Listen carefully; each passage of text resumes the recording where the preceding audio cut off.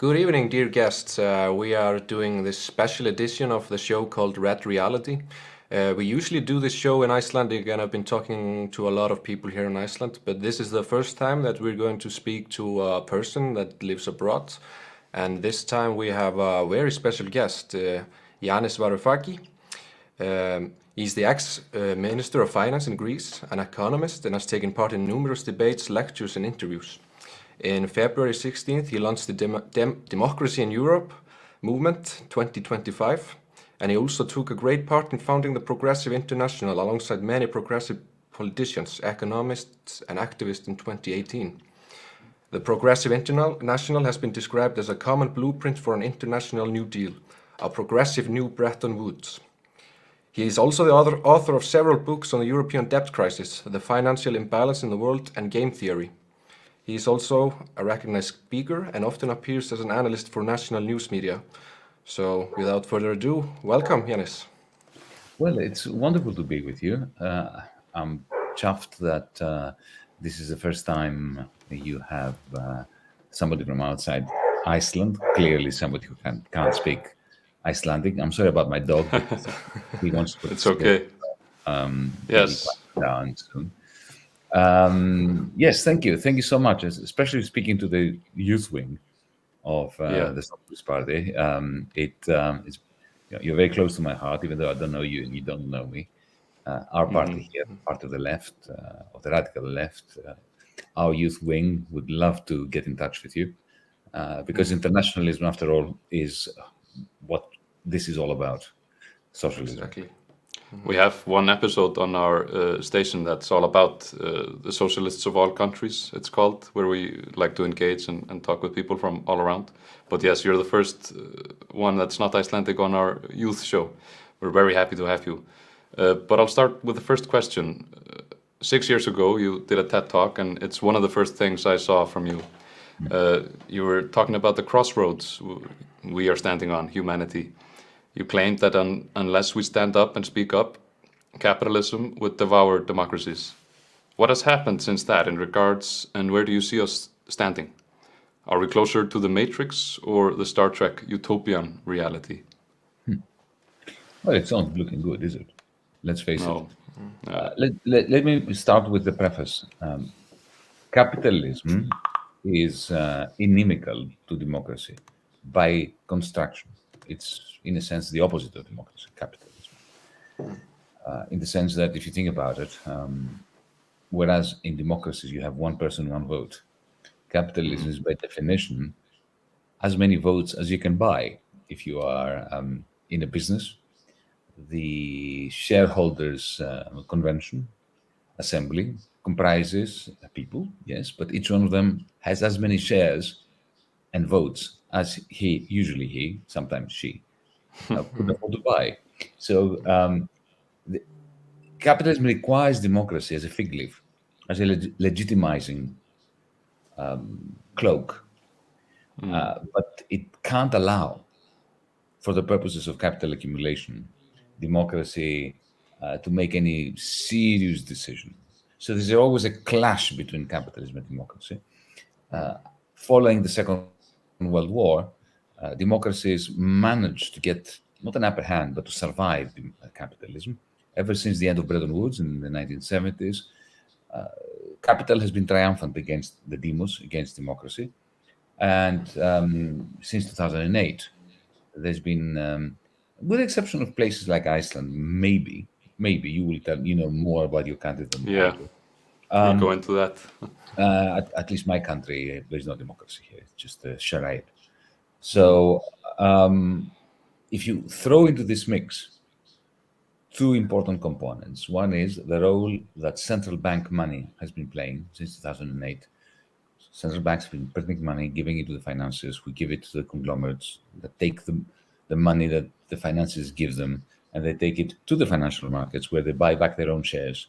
So there is a complete decoupling of the sphere of finance, even from the sphere of capitalist industry. And that creates huge quantities of power for very, very few financialized capitalists, not even capitalists, financialized capitalists. And the second component, of course, is the development of algorithms and platforms like Amazon, like Google, like Facebook, and so on, that do not operate even within capitalism. The moment you get into Amazon, you are into a fiefdom, something that resembles feudalism with a lot of technology, digital feudalism. That's a long version of the answer that you wanted. And the answer is clear. We're closer to the Matrix than we are to Star Trek. Yeah. So So these companies, they quite act like not even like a company town. It's like company world right now that we live in. So many like what do you think we can do next to escape this hellscape that you have turned to techno feudalism? Do you agree that the labor union, as some have said, is the last stronghold that we have, that we can use, the last tool, or do we have any more tools to escape this Oh, we next do have stage? more tools. We have more tools. We certainly have more tools. We haven't been very good at using them, but we have them. Yeah. In my view, labor unions are important, but they're too weak to do it on their own. They need all of us. Those of us who are not in a labor union, because I'm a member of parliament, I don't belong to a trades union. I would if I worked in a unionized sector. There are very few unionized sectors anymore. But what are these tools? Well, the same algorithms and the same technologies that these companies use in order to exert so much power over everyone, we can use against them. This is the beauty, right? If you think about the printing presses, Gutenberg, yeah, they were used in order to spread the dominant paradigm, the dominant ideology of the church through the Bible and through various texts, but they were also used by radicals against the system. So we can use the same. So let me give you a tangible example.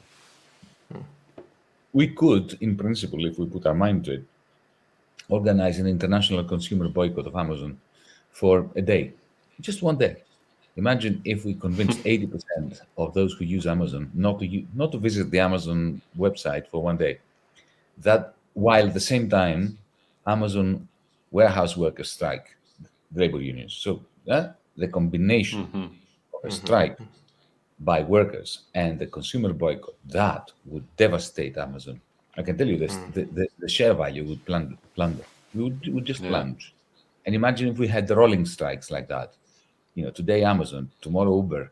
The day after that, we attack some local company that is abusing workers and abusing societies and abusing nature. And then imagine we had, there was a website directing such combinations of labor action and consumer action worldwide. This is something I'm trying to work on. I like that. There's something we've talked about a lot on this station and in this show, is that it seems like people somehow lack a vision for what's possible. It's like we're stuck in this system. People don't really know how we can change it. They maybe, like the Social Democrats, they want to balance it with regulations and so on. But when you speak, of changing the whole shareholder system, one person, one share, like a democratic system, like the old one in Athens, even though that didn't include everyone.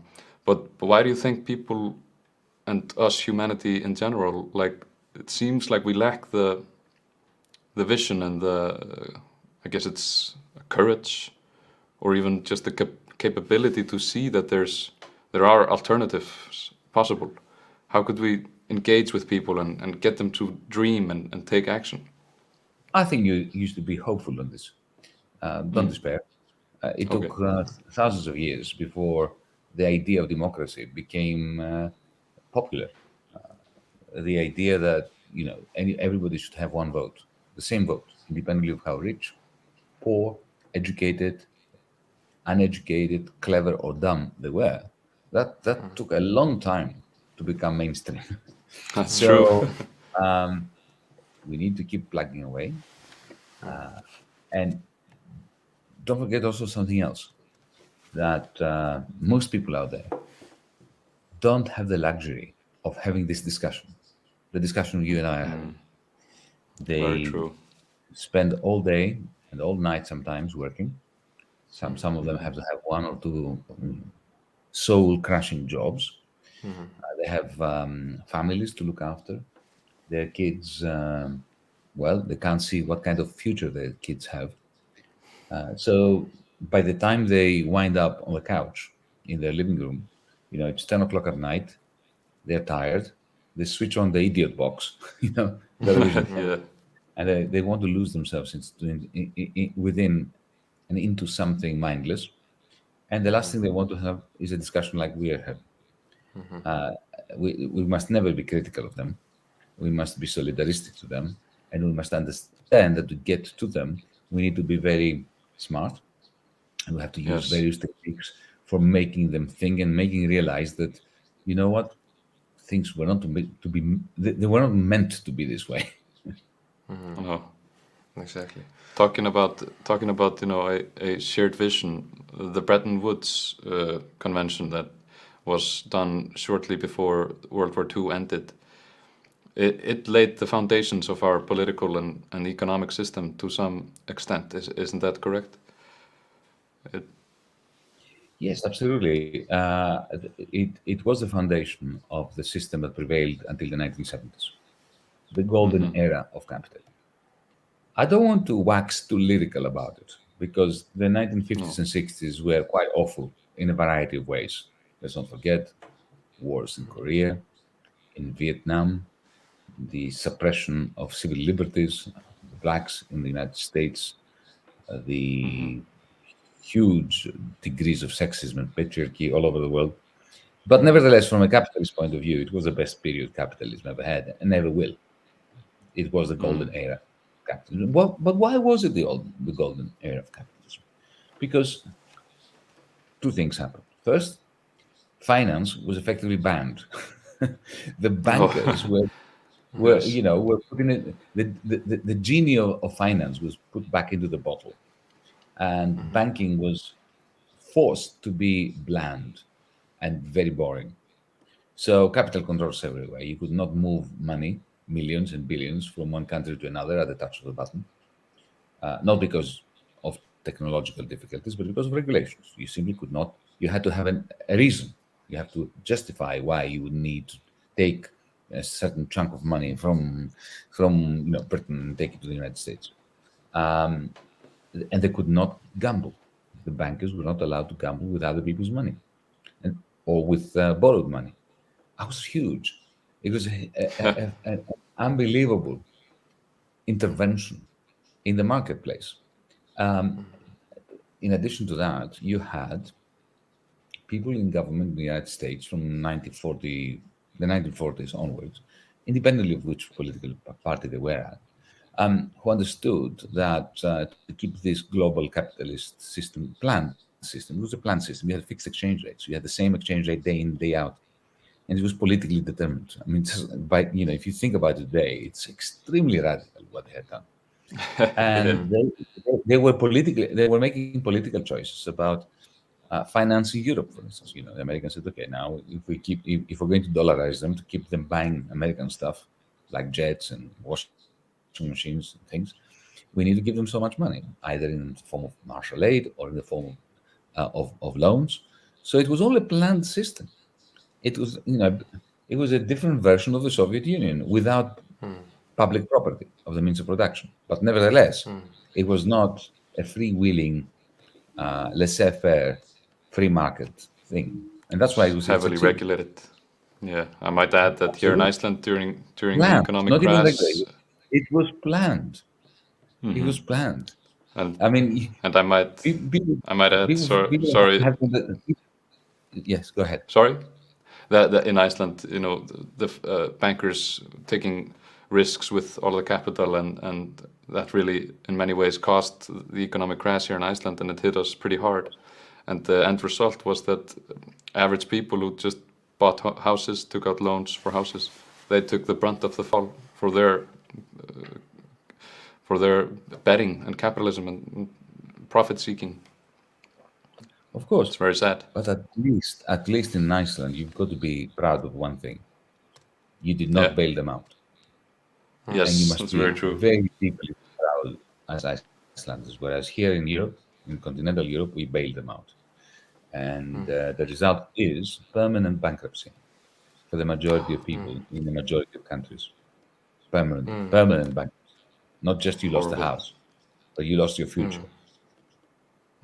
So even here, where the influence of the bankers is very strong, and the responsibility lies on us, basically the working class, to carry that weight, it's worse in many places in Europe.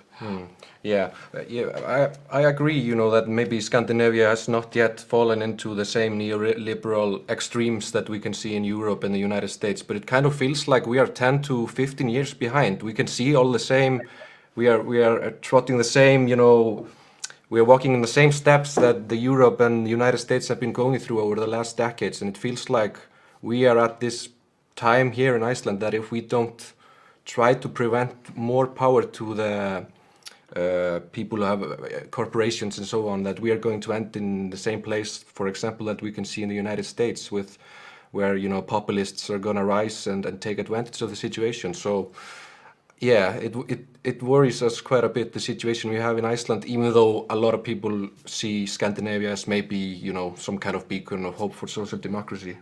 How have you seen Not anymore. Scandinavia? It used to be, though. It used to be. It used to be. It's no longer. Yeah. Yeah. Scandinavian social democracy is dead. But I have to say that Scandinavia gave the rest of the capitalist world a good example of how to deal with banking crisis back in 1992. You're too young to remember, but I'm not.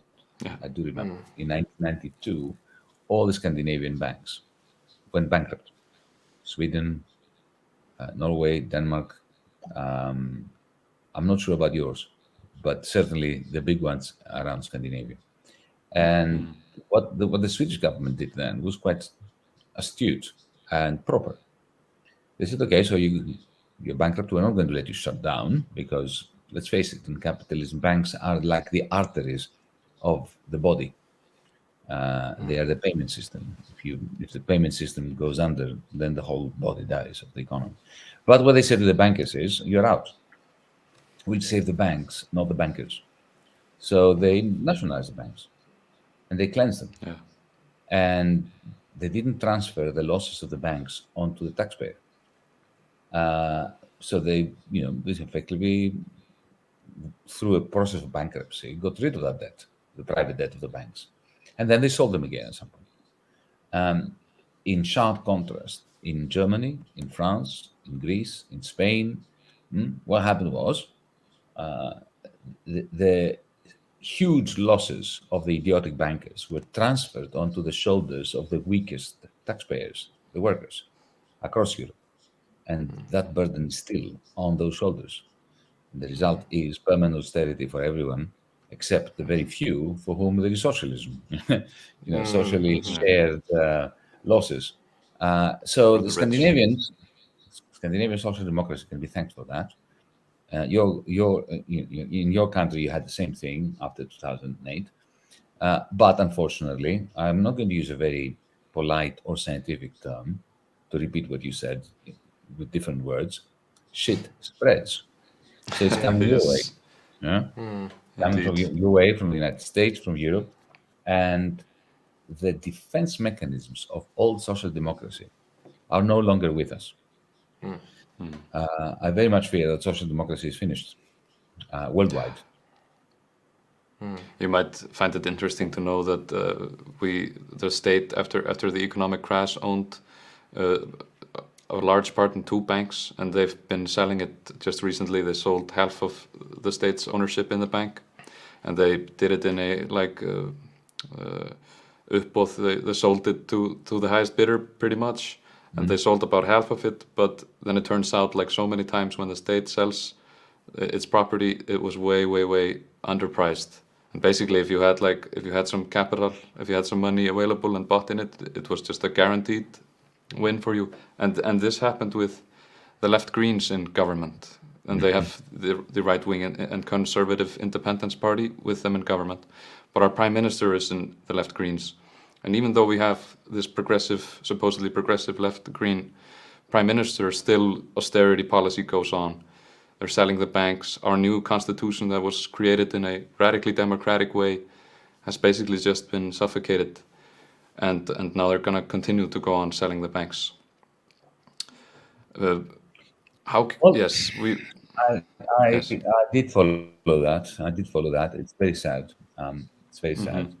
But more or less inevitable because,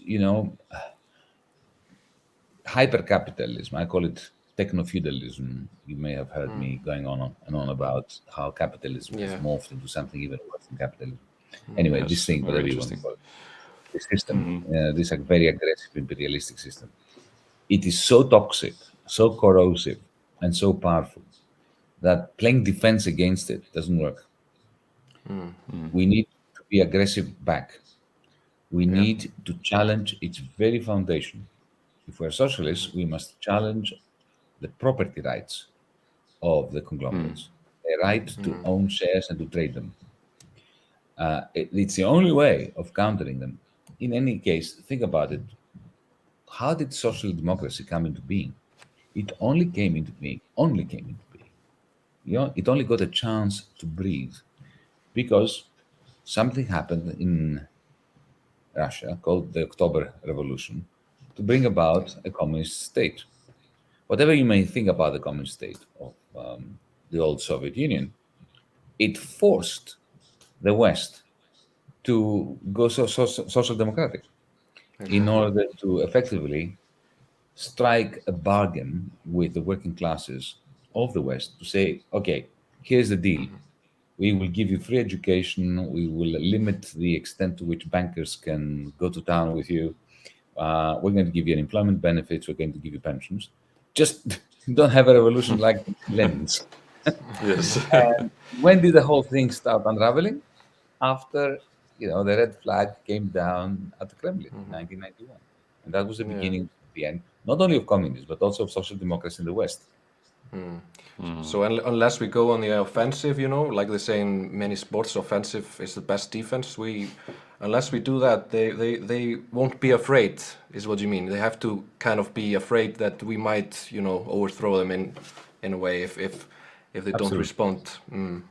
Absolutely. There's Exactly. something else as well. You see, what I lament about the left during the 20th century is the ideological error and the ideological defeat, if you want, of accepting the story that was pushed by the bourgeoisie in the West. The story being that free markets and capitalism yield efficiency, but not necessarily justice.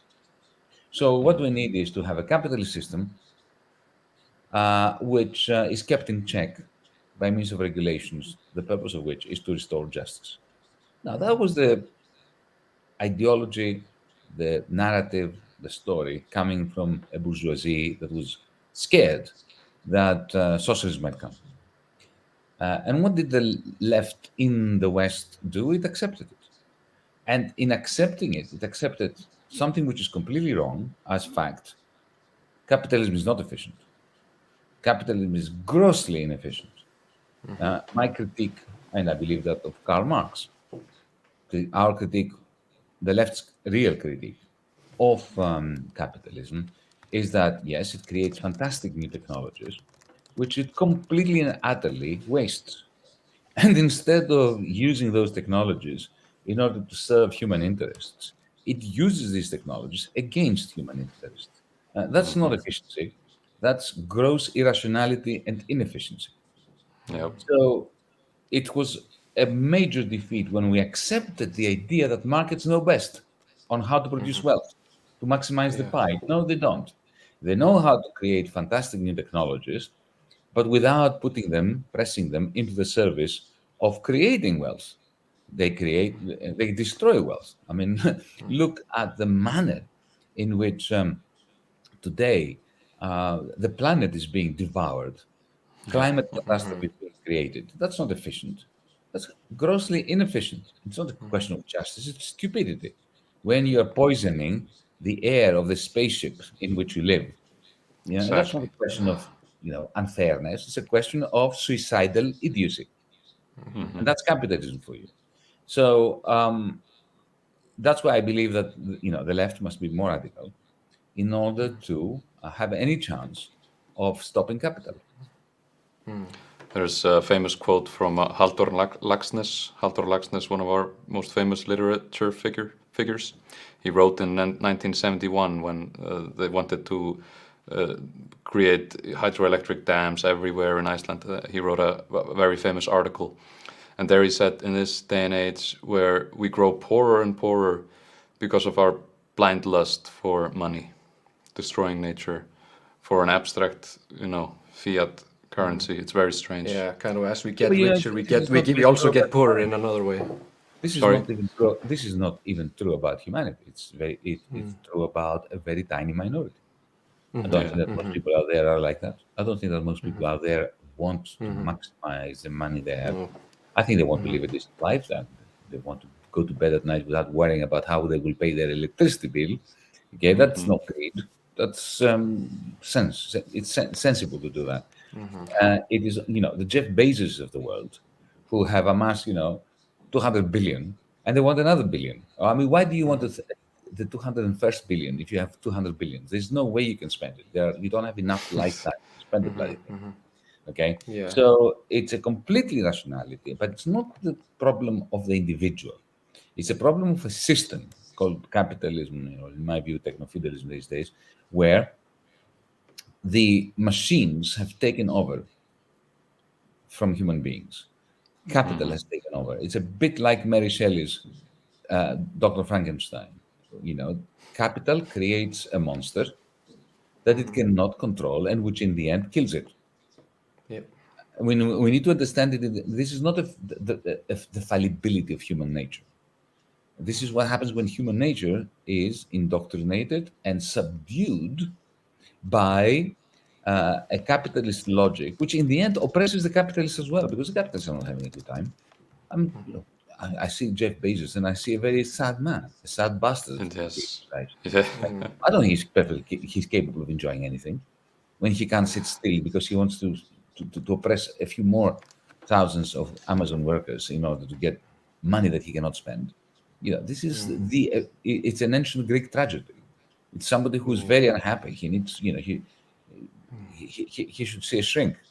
Yeah, It's madness. Yeah, it's kind of compensating for something, I think. But we were also like wondering, we have to go to the Ukraine situation with you because, without trying to putting some positive spin about any of the horrible things that are happening, we were wondering if, the sanctions against Russian energy and oil and so on, if that would maybe make the transition faster towards green energy, or what do you think? I wish. I don't think so. The opposite. It has the opposite effect because here in Greece we are digging up new brown coal. I mean, we have the worst kind of coal in this country. Brown coal. We were about to get rid of it, and now we're digging it up again. Same in Poland, same in Germany. They're talking about slowing down the green transition, which was never fast. It wasn't happening. Right? They have now agreed to slow it even further down. The only people who actually gain from the sanctions on Russian oil and Russian gas are the Texan fracking industry, who destroy, whole, huge quantities, areas the size of France, in New Mexico, in Texas, through fracking, to ship liquefied natural gas produced by fracking to Europe now. So this is a catastrophe environmentally. It is giving the fossil fuel industry another opportunity to delay the green transition. This is where we are at. That's horrible. The Progressive International, to segue into that, it has been described as an international New Deal, a progressive new Bretton Woods. What could we, if we were to have such a conference with the influence to actually do the things we think would make sense and would be good, what would we propose? What would you propose to do if you had such influence? There are things that need to be done today, and there are plans that should extend into the medium term and the long term. What needs to happen today is one simple agreement. In the same way that at Bretton Woods in 1944 we banned capital flows, we need to ban mining. Just ban. They say no more mining. Okay, and we're going to take a huge amount of money in the same way that the Americans put a lot of money into the project of creating an atom bomb, the Manhattan Project. Put a lot of money into developing new renewables, new technologies like hydrogen, green hydrogen, and so on, fusion, whatever is necessary, cover our oceans in floating windmills, floating. Okay, they don't harm the environment, they don't damage the fish, they don't damage the water, produce electricity from that to produce green hydrogen. And how does this money get generated? Well, we have a number of public investment banks, like the European Investment Bank, like the World Bank, even. Okay, and get them to issue bonds that our central banks can buy and create a huge amount of money, 5%, 6%, 7% of global GDP, and direct it towards creating the green energy which we can create, even using today's technology, but turbocharge it through research into even more efficient ways of creating green energy. So this is something we can do today, because if we wait for socialism to come before we do the green transition, there will be no planet on which to have socialism. So that's why that's the green Bretton Woods idea that we have in the Progressive International. Something we can do tomorrow, while using, you see, the enemies of Bretton Woods back in 1944 and the enemies of our Progressive International's idea of a new Bretton Woods. Do you know why they loathe the idea? Even though companies would make a lot of money out of it, because they would be the ones who get the contracts to build all these things. The true smart enemies of this idea are the ones who think, if we let them, us that is, plan the green energy transition at a global level, then they will have established two things. Firstly, that planning works. We don't want that. How about that? They don't want people to get this idea into their head that planning works, as opposed to corporate markets and share markets. And secondly, once we have this apparatus in place, well, why stop with green energy? Why not extend it to health, education, one person, one vote in conglomerates? So, and they are right. Our opponents are class conscious. Yeah. They have the interests of their class at heart and in their mind. And I admire them, because they are dedicated to the class that they are fighting for. It is the left. We are a bunch of idiots, because we are the only ones who do not understand that there's a class war. It is the social democratic left, for instance, who's given up on the class war. It's all about regulation, about efficiency, about this. I freak out. If only our side was as driven and dedicated to class war as the other side is. Yeah, they are even so dedicated, that they control the whole media landscape, even here in Iceland. So it's pretty hard for the voices of the people to get through. Every time we watch the news, most of the news are all from the side of the corporate lords, as you might say, because in the COVID situation, all the time in the news, we didn't hear a single interview with the person who, for example, lost their jobs because of COVID or anything. All the interviews, they were talking about some owner of the gym who had to close or whatever, all the news. So, we also have to build up some kind of a media environment that we don't have to depend on these corporate mainstream media. We have a lot of work to do. There's no doubt about that. Our little party created a radio station. You're doing what you're doing. It's going to be a very tough struggle, tougher than ever. But there's no option other than keep going. Like you say. Let me add one vignette to what you just said. Thank you for saying it. For those of you listening to us, don't despair. Yes, it's a very difficult struggle. I'm 61. Definitely won't be alive to see our victory.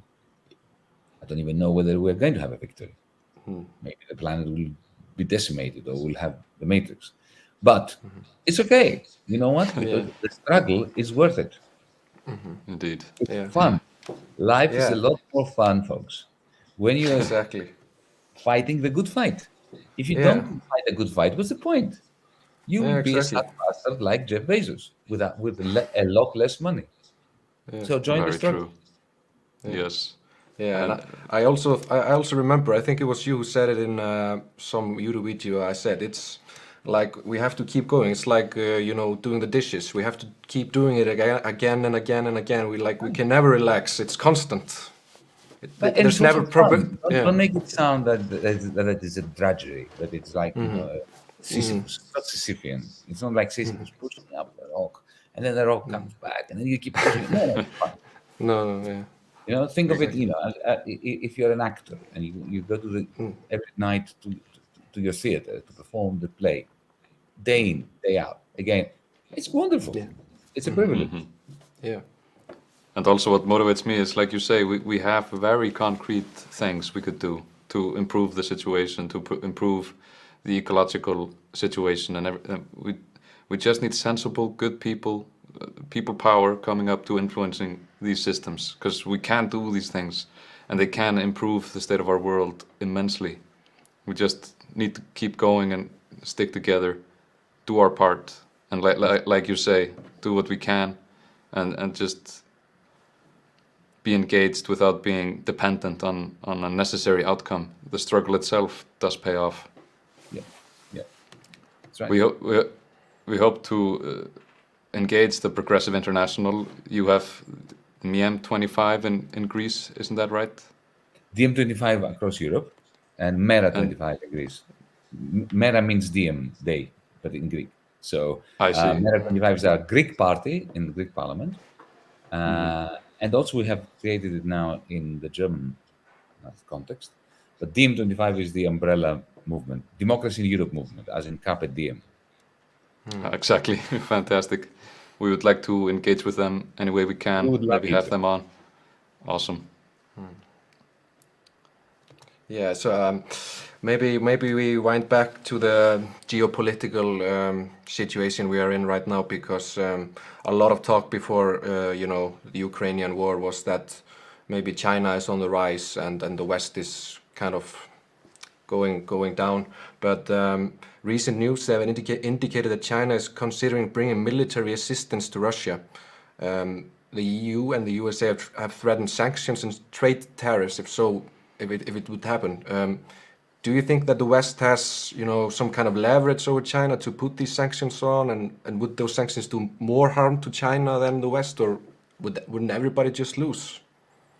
Everybody will lose if that happens. I hope it doesn't. Yeah.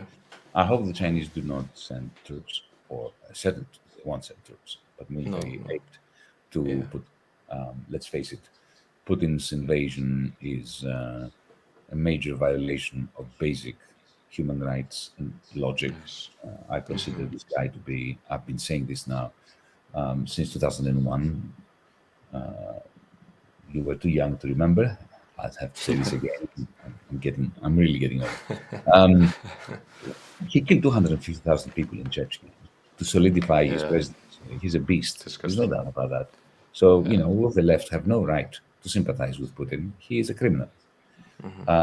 But then again, NATO have been making life very easy for him since the 1990s by spreading eastwards and surrounding Russia and giving idiots or criminals like Putin a raison d'etre, a reason for being there, and telling the Russians, look, we're being encircled. Give me all the power that I need to crush the Russian people, because this is what he does. Our comrades, progressive international comrades in Russia, issued a wonderful statement in which they said, this is not Russia's war, this is Putin's war against the Russian people as well as the Ukrainian people. So let's not forget that. So I hope that the Chinese government do not come to Putin's aid. I don't think they will. I think they're too smart to do that. I would be very surprised if they did that. At the moment, the Chinese authorities are strengthened immensely by the Ukrainian war. Why? Because primarily, there are many reasons, but primarily, a lot of Russian money will have to be diverted through the Chinese payment system. And that will give reason and cause for African countries, India, and so on, also to use the same Chinese digital payment system. Okay, if there's going to be so much Russian money in there, it will be liquid, as the financiers say, and that will be a bulwark against the U.S. dollar. So the Chinese like what's happening. They are scared that the repercussions of trade and so on are going to be negative for their sales and exports and so on. But at the monetary level, China is strengthened.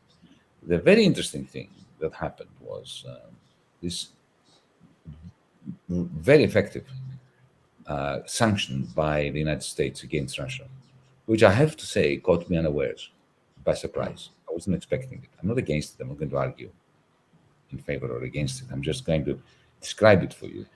They cut off the Central Bank of Russia from the international payment system, which they can because it is denominated in dollars.